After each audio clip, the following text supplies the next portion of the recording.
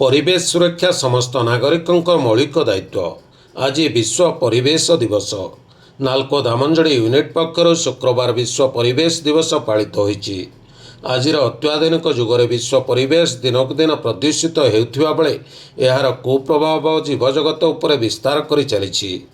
एथिपाई आम परिवेश को सुस्थ सबुज सुंदर रखिबा आम समस्तंकर मौलिक दायित्व बोली नाल्को पक्षर आयोजित विश्व परिवेश दिवस पालन अवसर में अतिथि माने यह मतव्यक्त करथिले। नाल्को परिवेश विभाग मुख्य महाप्रबंधक संजय पट्टनायक तत्वावधान कार्यक्रम आयोजित होइतिला। एथिरे राज्य प्रदूषण बोर्ड अधिकारी एवं नाल्को एडी अमरेंद्र कुमार मिश्र समेत विभिन्न विभाग महाप्रबंधक सीआईएसएफ कमांडेंट विभिन्न श्रमिक संगठन कार्यकर्ता नाल्को कर्मचारी एवं स्थानीय विद्यालय छात्र छात्री माने जोग देइथिले। एही अवसर में वृक्षरोपण करा सह परिवेश को सुरक्षा रखिबा पई शपथ पाठ करा जायतिला।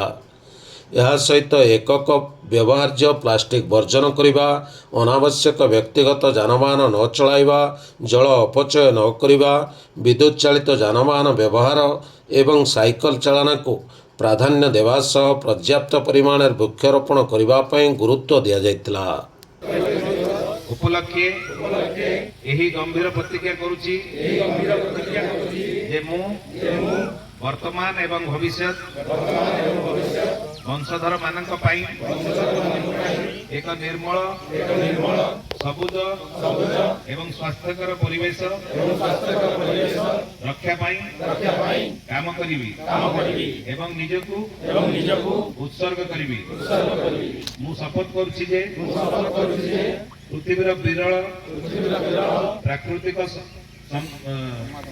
जल विद्युत किंबा अन्य जेकोसी कंचा माल हेउ ताहा नष्ट करिवि नाही।